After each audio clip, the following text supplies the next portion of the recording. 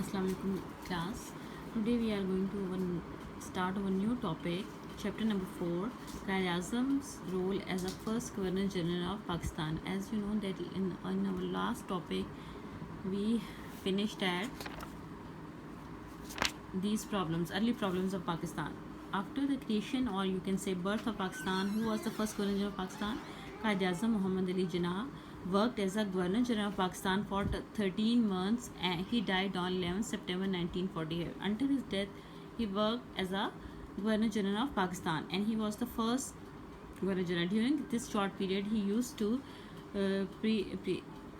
penetrating insight and leadership abilities and resolved important national issues that helped Pakistan stand on its feet. تو انہوں نے first governor general بننے کے بعد بہت سے پرابلمس کو سالو بھی کیا. ٹھیک ہے.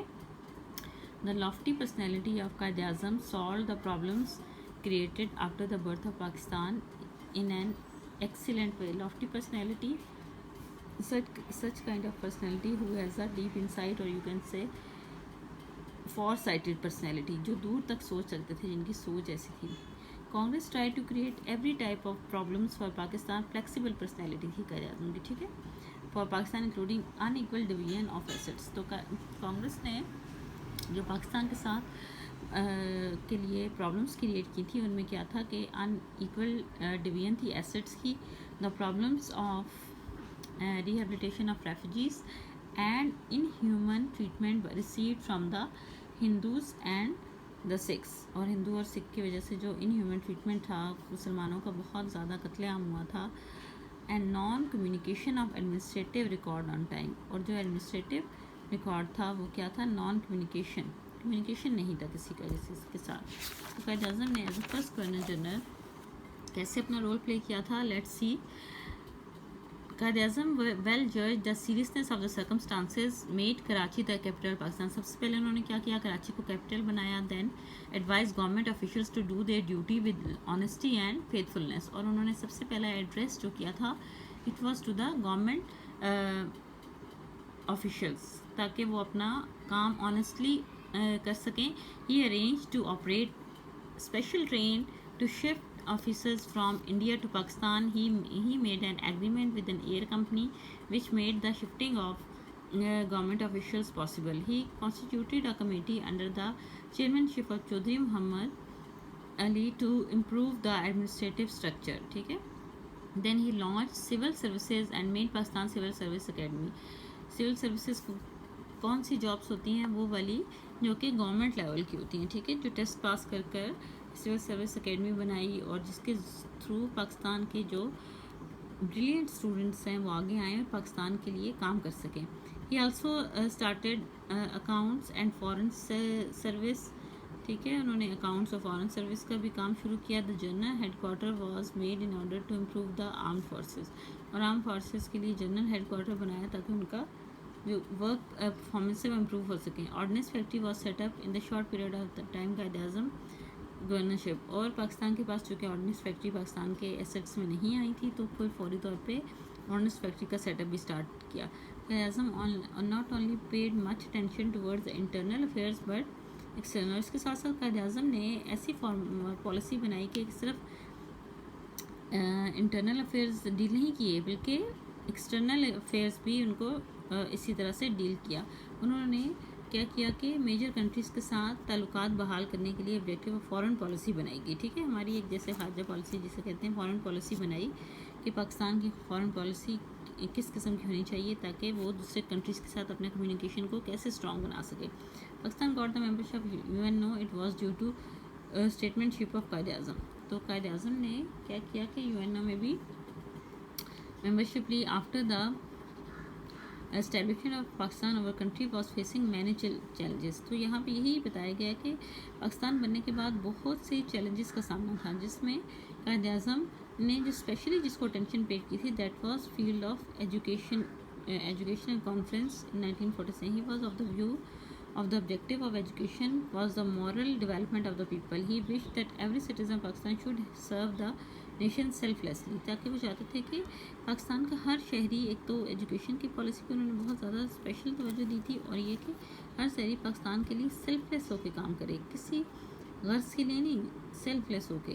ہی declare the education of science and technology compulsory for young students. تو انہوں نے ینگ اسٹوڈنٹس کے لیے سائنس اور ٹیکنالوجی کے ایجوکیشن کو کمپلسری قرار دیا. قائد اعظم سرو پاکستان ٹل بریتھ ہز لاسٹ. آخری سانس تک وہ پاکستان کے لیے ہی کام کرتے رہے. along although the incurable and fatal disease، ایک ایسی ان کو بیماری تھی جو کہ جس میں صحت یاب ہونا ناممکن تھا. انکیوریبل جو کہ کیوریبل نہیں تھی، ٹھیک ہے، جس کا ٹریٹمنٹ ہونے کے باوجود بھی وہ کیور نہیں ہو رہی تھی.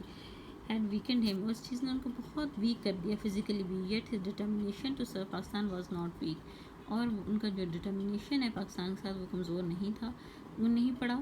ہی did not let his disease come in the way of duties. اور انہوں نے اپنی بیماری کو اپنی جو ہے ڈیوٹیز کے راستے میں نہیں آنے دیا، ٹھیک ہے. It would not exaggeration to say that Quaid Azam serve Pakistan at the cost of his life. اور یہ کہنا کوئی ایک مذاق، ایگزیجریشن مینس کہ جسے کہتے ہیں نا مبالغے سے کام لینا، یا بہت بڑا چڑھا کے کسی چیز کو پیش کرنا. مطلب اس میں کوئی شک نہیں ہونا چاہیے کہ انہوں نے اپنی زندگی کی قیمت ادا کر کے پاکستان کے لیے کام کیا.